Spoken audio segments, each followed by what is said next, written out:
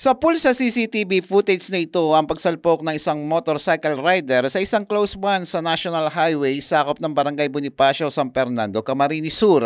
Nangyari ang insidente pasado 1:00 ng hapon nitong Hulyo 31. Ayon sa San Fernando Police, kinain ng rider ang linya ng kasalubong na truck. Yung motor, galing pa pala to ng Sangay, papunta siya sa trabaho niya kasi construction worker po itong driver ng motor. So, pag dating niya doon sa pinangyarihan, bali napasok niya yung linya nung truck doon sa opposite lane, kaya nagkaroon ng hidden collision.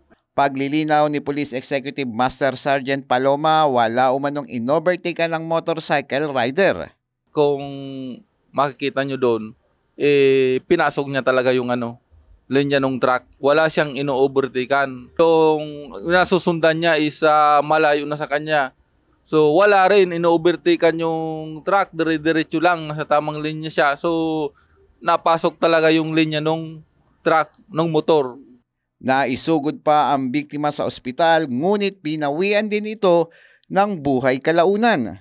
Dapat maging defensive driving tayo kahit yung mga driver ng four wheels vehicle.